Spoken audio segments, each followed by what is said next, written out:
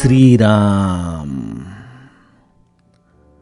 आपल्या सर्वांच्या हृदयस्थ वसणाऱ्या आत्मारामास साष्टांग प्रणिपात करून गोस्वामी तुलसीदास रचित श्री रामचरितमानस या ग्रंथातील जो द्वितीय सोपान अयोध्याकांड याचं आपण चिंतन करत आहोत.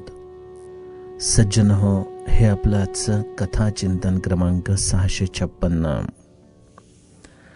काल विद्युत पुरवठा सकाळपासूनच खंडित होता आणि त्यामुळं इच्छा असूनही रामकथा पाठवता आली नाही. त्याबद्दल आपल्या सर्वांची दिलगिरी व्यक्त करतो. आणि आपण परवाच्या कथेमध्ये विदेही राजा जनकाची जी अवस्था झाली होती, ज्याद्वारे गोस्वामीजींचं हे कवी हृदय या प्रभू रामचंद्र आणि राजा जनकाच्या मिलनाला शांत रसरूपी समुद्र आणि करुण रसाची नदी या रूपाने पाहत आहे. ज्या करुण रसाच्या नदीने पाहता पाहता या शांत रसरूपी समुद्राला जणू काही आपल्या कयात घेतलेलं आहे. दोन्हीकडचे समाज या अत्यंत भावना विवश परिस्थितीमध्ये रुदन करत आहेत. प्रत्येकाला राजा दशरथाची अत्यंत तीव्रतेने आठवण येत आहे. यामध्ये असलेले हे वेगवेगळे सुंदर असे अलंकार, त्याद्वारे गोस्वामीजी आम्हाला चित्रकूट पर्वतावरती नेमकी काय परिस्थिती होती याचं वर्णन या करुण नदीच्या रूपाने सांगतायत. यातील एक अत्यंत महत्वाचं सूत्र म्हणजे ही करुण रसाची नदी कशा पद्धतीने व्यापक होत होती. जशी जशी ती ज्ञान आणि वैराग्य या दोन तटांना आपल्या अखत्यारीमध्ये घेऊ लागली, तसा तसा हा करुण रस वाढू लागला होता. शेवटी एका टप्प्यावरती वसिष्ठ मुनींनी सर्वांची समजूत काढली आणि राजा जनकाला धैर्य धारण करण्याची विनंती मुनी वसिष्ठांनी केली. इथपर्यंतचं कथाचिंतन आपण परवाच्या कथा प्रवाहामध्ये बघितला. राजा जनकाला हा जो उपदेश मुनिश्रेष्ठ वसिष्ठांनी केलेला आहे, त्याच्या मागे दडलेला गुह्यार्थ गोस्वामीजी आम्हाला आजच्या उपायांमधून सांगणार आहेत. गोस्वामीजी गाऊ लागतात. जासु ज्ञानुर विभव निसिनासा बचन किरण मुनि कमल विकासा तेहि की मोह ममता नियराई यह सिय राम स्नेह बड़ाई विषयी साधक सिद्ध सयाने त्रिविध जीव जग वेद बखाने राम स्नेह सरस मन जासु साधु सभा बड़ आदरतासु सोहन राम प्रेम बिनु ज्ञानु करन धार बिनु जिमि जल जानु मुनि बहु विधि विदेहु समुझाए राम घाट सब लोग नहाए सकल शोक संकुल नर नारी शोभा सरुबीतेउ बिनु बारी पशु खग मृग नन कीन आहारू प्रिय परिजन कर कौन बिचारू दो समाज निमिराजू रघुराजू नहाने प्रात बैठे सब बट बिट पतर मन मलीन कृसगात सियावर रामचंद्र प्रिय हो.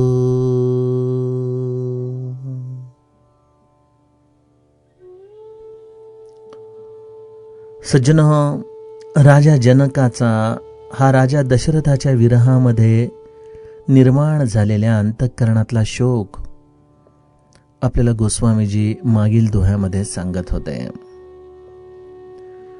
राजा जनकाचा हा अंतरंगामध्ये असलेला दुःखाचा हा एक खूप मोठा प्रवाह, ज्याला गोस्वामीजींनी करुण रसाची नदी म्हटलेला आहे. आणि त्या आधाराने सर्व या आश्रमाचं वातावरण या करुण रसाने, या दुःखाच्या आवेगाने भरून गेलेलं आहे. राजा जनकाला मुनिश्रेष्ठ वसिष्ठ उपदेश करतात आणि म्हणतात की धीरजु धैर्य नरेश कहेहु वसिष्ठ विदेह सन. हे राजा जनक, आपण मनामध्ये धैर्य धारण करा. आणि त्यानंतर राजा जनकाच्या अंतरंगाची अवस्था आम्हाला गोस्वामीजी आजच्या चौपायांमधून सांगत आहेत. सज्जनो, जरी रूपक करुणा रसाचं असलं, जरी ही नदी ज्ञान आणि वैराग्याच्या सीमारेषेंच्या मधून जी नियमित वाहणारी, परंतु ह्या क्षणी मात्र तिने आपले बांध फुटल्यासारखं या शांत रसरूपी समुद्राला जणू काही कवेत घेतलेलं आहे, हे रूपक जरी गोस्वामीजींनी मांडलं असलं, तरी जर आपण थोडासा त्रयस्थ होऊन विचार केला तर लक्षात येतं की एखाद्या व्यक्तीच्या मृत्यूच्या पश्चात, एखाद्या घरामध्ये घडलेल्या दुःखद प्रसंगाच्या पश्चात असंच वातावरण घराघरांमध्ये असतं. असंच वातावरण आपल्याला प्रत्येक जीव आपल्या अंतरंगामध्ये अनुभव घेत असताना दिसतं. जर हे सर्वसामान्यांच्या जीवनामध्ये घडणाऱ्या प्रसंगासारखंच आहे, तर मग राजा जनकाच्या या अंतरंगातला शोक जो एका सामान्य जीवा पद्धतीने तो व्यक्त करतोय, मग त्याला विदेही पद हे कशा अर्थाने शोभून दिसेल बरं? खरं आहे ना, आपणच आपल्या स्वतःला विदेही पद देऊन कोणी कधी विदेही होत नाही. जेव्हा दूत देखील म्हणतायत की राजा जनकाला पाहिल्यानंतर ह्याला विदेही कसं म्हणायचं, हा प्रश्न आमच्या मनामध्ये आला. एवढा जर शोक राजा जनकाच्या अंतःकरणात राजा दशरथाच्या विरहाने झाला असेल, तर मग नेमकी अवस्था काय आहे? काय हे देखील एक सामान्य चरित्रासारखाच एखाद्या व्यक्तीच्या मृत्यू पश्चात झालेला शोक व्यक्त करण्याचा मार्ग आहे? सज्जनो, आत्मज्ञान झालेल्या व्यक्तीला, ज्याला आपण विदेही व्यक्ती म्हणतो, त्या आत्मज्ञानाची व्यक्ती ही बाह्यांगाच्या आधाराने नेमक्या अशा कुठल्या लक्षणांवरून आपण सांगू शकतो की ही लक्षणं जर असतील तर ती व्यक्ती आत्मज्ञानी आहे, हे आपण सांगू शकतो. श्री महाराजांच्या जीवनामध्ये आपण असे अनेक प्रसंग बघितले की ज्या ठिकाणी महाराजांचं अंतःकरण समोरच्या व्यक्तीच्या दुःखाने द्रवून गेलेलं आहे. किंवा श्री महाराज म्हणायचे की माझ्यात व्यावहारिक दृष्ट्या जर एकच कुठला दोष असेल तर तो हा की मी दुसऱ्याचं दुःख पाहू शकत नाही. एखादी नवविवाहित मुलगी जर सासूरवास खूप होत असेल आणि श्री महाराजांच्या समोर येऊन आपली जर मनातली सर्व सल त्यांना सांगू लागली, तर ती बोलत असताना इकडं महाराजांच्या डोळ्यांना अश्रू यायचे. तुलसी रामायणामध्ये आपण जेव्हा उत्तरकांडात प्रवेश करू तेव्हा अगदी शेवटी म्हणजे आपल्या रामायणाच्या समारोपाच्या निकट गोस्वामीजींनी संत हृदयाला एक फार छान उपमा दिलेली आहे. ते म्हणतात की कवी संत हृदयाला लोण्याची उपमा देतो. संत हृदय नवनीत समाना, अशा पद्धतीने संताच्या हृदयाला नवनीताप्रमाणे कवी उपमा देतो खरा, परंतु तो जो काही अर्थ सांगत असतो त्याचा अनुभव कवीला झालेला नसतो. याचं कारण असं आहे की संत हृदय हे लोण्यापेक्षा देखील मऊ आहे. गोस्वामी त्याचंच उत्तर आपल्याला त्याच्या पुढच्या चौपाईमध्ये देताना म्हणतात की लोण्याला जर दाह द्यायचा असेल तर त्याला तप्त करावं लागतं. म्हणजे जेव्हा त्याला चटके बसतात तेव्हाच ते विरघळतं. परंतु संत हृदयाला मात्र कुठलाही बाह्य अग्नी लागतच नाही. तो तर केवळ समोरच्याला दुःख होत आहे हे पाहूनच द्रवीत जातो. त्यामुळे संत हृदय हे लोण्यापेक्षा देखील नवनीत मखमल आहे, हळुवार आहे, तरगोळ आहे. आणि त्यामुळे हे असं हृदय श्री महाराजांच्या जीवनचरित्रामध्ये आपल्याला जे वारंवार दिसतं, जे या लौकिक प्रसंगांमध्ये घडणाऱ्या घटनांच्या आधाराने आपली संवेदनशीलता व्यक्त करतं. मग अशी व्यक्ती जेव्हा अशा दुसऱ्याच्या दुःखाने द्रवित होत असते तेव्हा या विश्वाचं मिथ्यत्व त्यांना कळालं नाही का? किंवा हे सर्व जग हे त्याच्या त्याच्या संचितानुसार घडत आहे हे त्यांना कळालं नाही का? असा बुद्धिवादी तर्कयुक्त दृष्टिकोन माझ्यासारखाच मनुष्य घेऊ शकतो. संतांच्या जीवनामध्ये त्यांची ही संवेदना, या भूमिकेचा आम्हाला थोडासा विचार केला पाहिजे. आम्हाला असं वाटतं की ज्ञानी मनुष्य हा असंवेदनशीलच असला पाहिजे. त्याच्या डोळ्यामध्ये कुठल्याही कारणासाठी अश्रूच येता कामा नये. कारण या विश्वाचं स्वरूप स्वप्नवत आहे हे आपल्याला कळालं आहे आणि त्यामुळं या स्वप्नासाठी कोण अश्रू ढाळणार? परंतु सज्जनो, या स्वप्नवत जगामध्ये राहत असतानाही या स्वप्नांच्या आधारानेच घाबरलेल्या जीवांना सांभाळताना त्यांना त्यांचा कोणीतरी सहचर असायला लागतो. आपण कुठल्याही पंडित माणसाने, विद्वान माणसाने जगातल्या दुःखी माणसाच्या दुःखावरती शब्दाच्या आधाराने फुंकर घालून त्याला नवसंजीवनी दिल्याचं उदाहरण आपल्याला दिसत नाही. परंतु संत मात्र जे या ज्ञानरूपी परमात्म्याला जाणतात, या विश्वाचं मिथ्यत्व आपल्या हृदयामध्ये अनुभवतात, तरी देखील या माईक जगतामध्ये भरकटणाऱ्या प्रत्येक जीवाचं दुःख पाहून त्यांच्या डोळ्यामध्ये अश्रू उभे राहतात. याचं कारण काय आहे? याचं कारण श्री महाराज जे आपल्याला नेहमी एकच उत्तर देतात की हे विश्व मिथ्या आहे, परंतु ते काही परमात्म्याच्या पलीकडे तर नाही ना.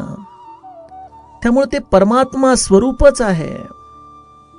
दासबोधामध्ये समर्थ जेव्हा आपल्याला ज्ञानदशकामध्ये घेऊन जातात तेव्हा एक अत्यंत महत्वाचं सूत्र आपल्या समोर ठेवतात की हे विश्व कोणी निर्माण केलं, कोणी निर्माण केलं, कोणी निर्माण केलं. पहिल्यांदा आपल्याला अनेक तर्कवादी बुद्धीच्या आधाराने दृष्टिकोन सांगतात की सर्वप्रथम परब्रह्म होतं, मग त्याच्यामध्ये एकाहून अनेक व्हावी अशी इच्छा निर्माण झाली, त्यामुळं त्याने आपल्या निजशक्तीच्या आधाराने अर्थात मूळ मायाच्या आधाराने आपल्याच अंतरंगामध्ये ही गुणमाया रूपी त्रिगुणांची अवस्था निर्माण केली. या त्रिगुणांमधून पंचमहाभूतांची निर्मिती झाली आणि या पंचमहाभूताचं हे ब्रह्मांड, त्यामध्ये या भगवंताने आपल्या अंतरंगातली एकाहून अनेक होण्याची इच्छा पूर्ण केली. हा बुद्धिवादी दृष्टिकोन आहे सज्जनो.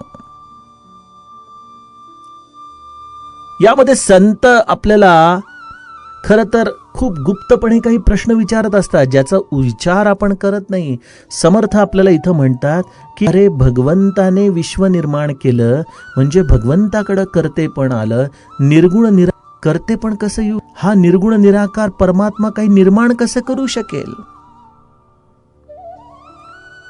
आणि त्यामुळं या विश्वाची समर्थ एका टप्प्यावरती म्हणतात, अरे, जे झालेची नाही त्याची वार्ता पुससी काय? हे विश्वच मुळी निर्माण झालेलं नाही, त्याची काय वार्ता तुम्हाला विचारतोस? मग हे विश्व निर्माण नाही झालं तर मग हे काय आहे? ही सर्व आमच्या अंतरंगामध्ये आत्ता निर्माण झालेली ही भयावह स्थिती, कुठून कोरोनासारखा रोग आहे, कुठून या तुफानाच्या लाटा समुद्रामध्ये निर्माण होत आहेत, गरिबांची झोपड्या उडून जात आहेत, अनेकांना उपासमार होती, अनेकांच्या नोकऱ्या जात आहेत. हे सर्व स्वप्नवत कसं मानायचं? आणि त्याच्यामध्ये संत हृदयाला त्याचा एक अनुभूतीचा प्रांत कळतो की हे विश्व भगवंताने निर्माण केलं नाही, तर हे विश्वच भगवंत होऊन राहिलेलं आहे. आणि जेव्हा हे विश्वच भगवंत होतो त्यावेळेला या विश्वातला प्रत्येक अणुरेणू हा भगवंताचा रूप होतं. संताची करुणा ही स्वाभाविकपणे त्या रूपाला स्नान घालू लागते आपल्या अश्रूंच्या आधाराने. संत या विश्वाकडं भगवंताचं रूप या दृष्टीने पाहतो. आणि हे प्रभू रामचंद्रांवरती प्रेम करणाऱ्या जीवाचं भगवद्गीतेने देखील मूळ तत्व आपल्याला सांगितलेलं आहे की या सर्व चराचराकडे जो भगवत रूपाने पाहतो असा भक्त अत्यंत विरळ आहे. ते केवळ एका संतालाच शक्य आहे.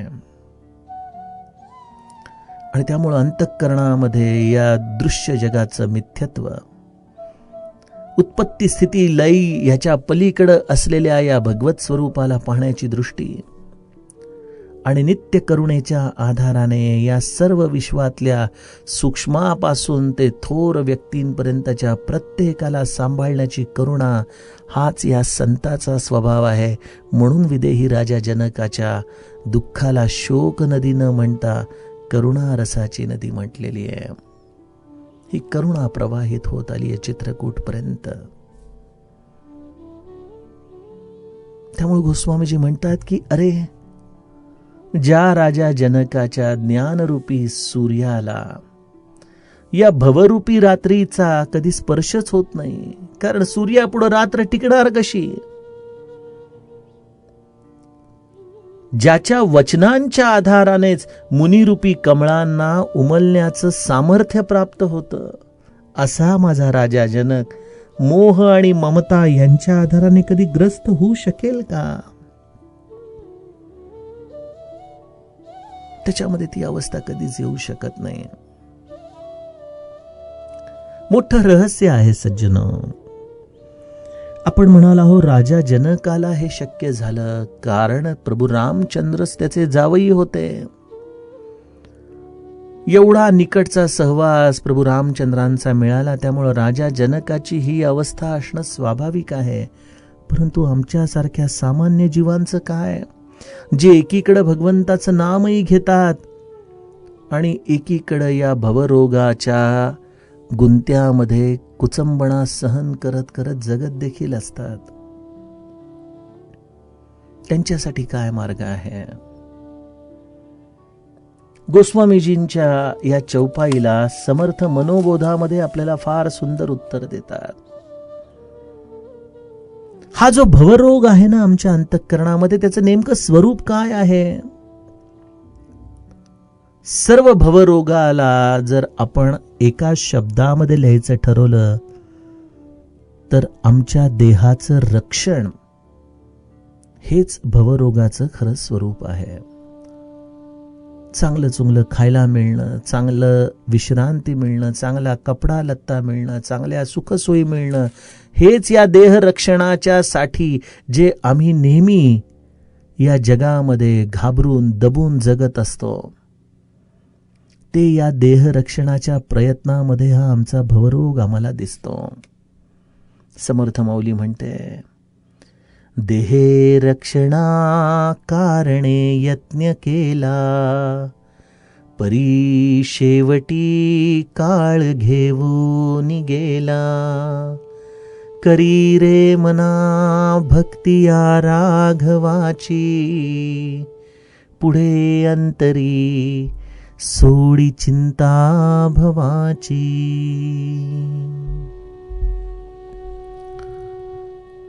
जगामध्ये जन्माला आलेला प्रत्येक जीव हा देहरक्षणासाठीच प्रयत्नशील आहे. अगदी साधी मुंगी घेतली तरी त्यांची जी चाललेली एक खूप मोठी रांग असते ती केवळ आपलं पोट भरण्यासाठीच. ही रांग लावून सर्वजण एकजुटीने राहतात जेणेकरून प्रत्येक जण आपापला बचाव करू शकेल. हीच आपल्याला समस्त सृष्टीमध्ये जीवांची रचना दिसते, होय की नाही? परंतु यापैकी प्रत्येक जीव जरी असा धडपडत असला तरी यांच्यापैकी कोणीही अमर झालेलं नाही. परी शेवटी काळ घेऊन गेला. प्रत्येकाची या उत्पत्ती स्थिती आणि लय ह्याच्या आधाराने होणारी ही या सृष्टीमधली येरझार आपण पाहतोच आहे. त्यासाठी समर्थ म्हणतात की ठीक आहे, आपल्या देहाला सांभाळण्यासाठी प्रयत्न करणं हे नैसर्गिक आहे, परंतु बाळा, या मनुष्य जन्मात आल्यासरशी एक करशील का? करी रे मना भक्ती या राघवाची. रामाची भक्ती करशील का? आपण म्हणाल, रामाची भक्ती केल्याने माझं देह रक्षण करण्याचं जे मी धडपड करत आहे त्यामध्ये मला अनुकूलता मिळेल का? समर्थ लगेच उत्तर देऊन टाकतात की करी रे मना भक्ती या राघवाची. आणि त्याने काय होईल? पुढे अंतरी सोडी चिंता भवाची. तुझ्या प्रारब्धानुसार जे काही तुझ्या नशिबामध्ये लिहिलेलं असेल तेच तुला मिळणार आहे. परंतु या राघवाची भक्ती तुला काय देईल? तर तुझ्या अंतरामध्ये असलेल्या या भवरोगाची चिंता ते काढून टाकेल. आणि सज्जनो, आज आम्हाला सगळा त्रास जो आहे तो या चिंतेपायीच आहे ना. काय होणार या रोगराईनंतर? सगळं आपलं व्यवस्थित राहील का? आपल्या मुलाबाळांची शिक्षण आता अर्धवट राहणार का? आपला नोकरी धंदा टिकणार का? आपल्याला जर या रोगाने धरलं तर काय करायचं? असे अनेक प्रश्न आमच्या अवतीभोवती घुटमळत असतात. आपण मान्य करोत किंवा न मान्य करोत, परंतु ज्याच्या हृदयामध्ये या रामभक्तीचं खऱ्या अर्थाने गायन चालू आहे तो अत्यंत आनंदामध्ये, कुठल्याही काळजीला घरामध्ये न घेता काळजी घेऊन सर्व गोष्टी व्यवहारामध्ये करू लागतो. भगवंताची भक्ती करतो म्हणून बेफिकिरी नाही. जे जे काही शासनाने सांगितलेलं आहे, जे जे काही यातल्या तज्ज्ञांनी सांगितलेलं आहे, त्या सर्व काळजी घेणं गरजेचं आहे. परंतु या भीतीच्या पोटी रात्र रात्र झोप न लागता तगमग करत राहणं हे काही आपल्या जीवनामध्ये परमार्थाचं लक्षण नाही बरं का. आणि त्यासाठी समर्थ आपल्याला म्हणतात, करी रे मना भक्ती या राघवाची. अशा रामाची भक्ती जर आपण अखंड हृदयामध्ये ठेवली तर आयुष्यामध्ये विदेहत्व देखील आम्हाला या प्रपंचामध्ये राहत असताना अनुभवायला येतं. हा देह प्रारब्धावरती गटांगाळ्या खातोय, कधी वरती जातोय, कधी सरळ होतोय, कधी खाली जातोय. परंतु या सगळ्या अवस्थेमध्ये आपण या देहाकडंच, त्याच्या या गतीकडंच त्रयस्थ होऊन पाहू लागतो आपल्या स्वानंदाच्या सिंहासनावरती बसून. हे राजा जनकाची अवस्था आहे. ही आपल्या श्री महाराजांनी आयुष्यभर स्थिती सांभाळली आणि हेच नामस्मरण आम्हाला आमच्या जीवनामध्ये प्राप्त करून देतं. आणि त्यामुळे गोस्वामीजी म्हणतात की तेही की मोह ममता नियराई, यह सिय राम स्नेह बडाई. हे केवळ प्रभू रामचंद्र आणि सीताजींच्या प्रेमाचा हा प्रभाव आहे की त्यामुळं भवरोग असूनही नाहीसा झाला. सज्जनो, परमार्थामध्ये अनेक साधना आहेत आणि प्रत्येक जण आपापल्या पद्धतीने साधना करतच असतो. विषयी मनुष्य जरी असला तरी कर्माच्या आधाराने, कधी कर्मयोगाच्या सिद्धांतानुसार थोडंफार जीवन जगत जगत तो देखील साधना करतोच आहे. आपल्यासारखी साधक मंडळी आहेत जी जमेल तसं गुरुकृपेने जेवढं होईल तेवढं साधन करतातच आहेत. आणि काही सिद्ध मंडळी देखील आहेत आणि ती सिद्ध अवस्था जगत असतानाही आपली साधना अखंड चालू ठेवत असतात. जरी ह्या तिन्ही प्रकारची जीव या जगामध्ये आपल्याला दिसत असले तरी गंमत अशी आहे की या तिन्ही अवस्थांमध्ये तुम्ही साधना किती करता, तुमच्या अंतरंगामध्ये असलेला ज्ञानाची अवस्था काय आहे, या सगळ्या गोष्टी या भगवंताच्या दरबारामध्ये गौण राहतात. एकच गोष्ट अत्यंत महत्वाची राहते की तुमचा भगवंताच्या चरणी किती शुद्ध भाव आहे. ही नितांत शुद्धता, ही दृढ निश्चयाची अवस्था, भगवंताच्यासाठी असलेलं अनन्य प्रेम, ह्याच गोष्टी भगवंतासाठी अत्यंत महत्वाच्या आहेत. दिवसभर जपाची माळ घेऊन कदाचित आपल्याकडे वेळ असेल तर जरूर नामस्मरण करा, परंतु एखादा बँकेतला कॅशियर आहे ज्याला दिवस रात्र तिथं पैशाची बंडल मोजावी लागतात, तो कसं बरं नामस्मरण करू शकेल? महाराज म्हणायचे, बाळा, एक नोटाचं बंडल मोजण्याच्या आधी पहिल्यांदा श्रीराम म्हण, नोटांचं बंडल व्यवस्थित काळजीपूर्वक मोज आणि शेवटची नोट मोजून झाल्यानंतर श्रीराम म्हण. मधल्या 100 नोटांच्या वरती श्रीराम मी तुझ्यासाठी म्हणेन. तुमच्या जीवनातलं असं कुठलंही कर्म नाहीये की ज्याच्यामध्ये तुम्ही तुमची साधना करू शकत नाही. यासाठी केवळ एकच भगवंताला अत्यंत मनापासून गोष्ट आवडते, ती म्हणजे त्याच्या हृदयामध्ये काकुळती असली पाहिजे की भगवंता, या सर्व कर्म प्रपंचामध्ये मी पडलोय, हा कर्म प्रपंच देखील तुझाच आहे, हे मी सर्व तुझ्यासाठी करतोय. या पामराला नित्य याचं स्मरण ठेव, बस. एवढं स्मरण करण्याची भूमिका जरी तुमच्याकडे असली तरी भगवंत त्या व्यक्तीचा समस्त साधू समूहामध्ये सत्कार करतो बरं का. श्री महाराजांच्या वाणी रूपामधला तो प्रसंग आपल्या बऱ्याच जणांनी ऐकला असेल की एका व्यापाऱ्याकडे देखील असाच वेळ नसायचा. महाराजांच्याकडे एकदा आला. महाराजांनी नामाचं महत्व सांगत असताना ते सर्व ऐकून झाल्यानंतर हा व्यापारी येऊन महाराजांना म्हणतो की महाराज, मी दुकानदार मनुष्य, अनेक गोष्टी कराव्या लागतात, मी कसं नामस्मरण करू? महाराज म्हणाले, तुम्ही एवढे बिझी आहात का, एवढे व्यस्त आहात का? हो म्हणाले महाराज. म्हणाले, स्नान करताना काय करता आपण? म्हणे, काही नाही. मग म्हणे, एक काम करा की स्नान करताना विष्णू सहस्त्रनाम म्हणा. एवढं निश्चित कराल का? बाकी दिवसभर काही नाही केलं तरी चालेल. तो म्हणाला, हे जमेल म्हणे मला. त्याप्रमाणे त्याने स्नान करताना विष्णू सहस्त्रनाम करण्याचा परिपाठ सुरू केला आणि आयुष्यभर तो सांभाळला. आयुष्याच्या एका टप्प्यावरती अंतकाळी हा देह कोमामध्ये गेला. डॉक्टरांच्याकडे ऍडमिट होते. डॉक्टर म्हणाले की आता काही ह्यांचा जीव वाचण्याची शक्यता नाही, तेव्हा तुम्ही त्यांना घरी घेऊन जा, जितके दिवस राहतील तितके दिवस राहतील. मुलांनी घरी आणलं आणि विचार केला की खूप दिवस झाले आपल्या वडिलांना स्नान घातलं नाही, म्हणून त्यांना त्याच अवस्थेमध्ये एका खुर्चीला बांधून त्यांनी बसवलं आणि मुलाने स्नानासाठी कोमट पाणी आणलं आणि वडिलांच्या डोक्यावरती पहिला पाण्याचा तांब्या त्याने घातला. त्या सरशी वडिलांना शुद्ध येऊन मुखातून विष्णू सहस्त्रनाम बाहेर पडला. बघा, विषयी मनुष्य जरी असला तरी गोस्वामीजी म्हणतात की अशा व्यक्तीला देखील साधूंच्या सभेमध्ये फार मोठा आदर प्रभू रामचंद्र देतात.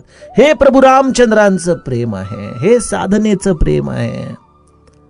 आपण थोडंसं साधन करावं पण प्राणापलीकडे सांभाळावं, हे श्री महाराज आपल्याला नित्यनेमामध्ये सांगतात. अशा प्रभू रामचंद्रांच्या प्रेमाचं खरं प्राप्तता या जीवनात करणं हेच सर्व परमार्थाचं धन आहे.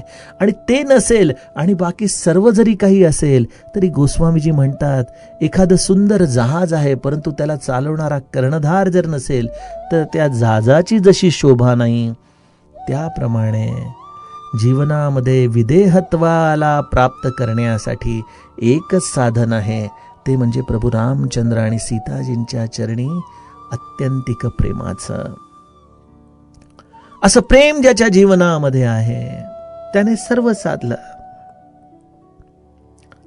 यानंतर मग कथाभाग गोस्वामीजी सांगतात की वसिष्ठांनी विदेहराज जनकाला पुष्कळ पद्धतीने अनेक गोष्टी सांगून समजावलं. मग सर्वजण प्रभू रामचंद्रांच्या समवेत पयस्वनी नदीच्या घाटावरती आले. तिथं सर्व स्त्री पुरुषांनी स्नान केलं. तत्पश्चात सर्वजण या राजा दशरथाच्या स्मृतीमध्ये मौन धारण करून बसून राहिले. आता नुकतीच निर्जला एकादशी झाली. ती जशी एकादशी ही कुठलाही खाद्यपेयाशिवाय करावी हे जसं शास्त्र सांगतं, त्याचीच जणू काही गोस्वामीजी आम्हाला या कथा विभागामध्ये गोष्ट सांगतायत की त्या दिवशी भोजनाची गोष्ट तर फार दूर राहिली, कोणी पाणी देखील प्यालं नाही. पशु पक्षी सर्वजण कोणीही आहार न घेता प्रभू रामचंद्रांच्या समवेत मौन धारण करून बसून राहिले. अशा रीतीने तो अख्खा दिवस या दोन्हीकडच्या समाजांनी असा मौनामध्ये बसून काढला. प्रातःकाळी सर्वांनी स्नान केलं आणि सर्वजण वटवृक्षाखाली येऊन बसलेली आहेत. सर्वांची मन उदास आहेत आणि काही शरीरामध्ये अन्न पाणी नसल्यामुळं एक दौर्बल्य शरीरावरती सर्वांच्या विशेषत्वाने दिसतंय.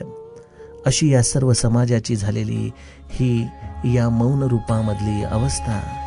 सज्जन हो, यातील पुढील कथाभाग आपण उद्याच्या कथा चिंतनामध्ये बघूया.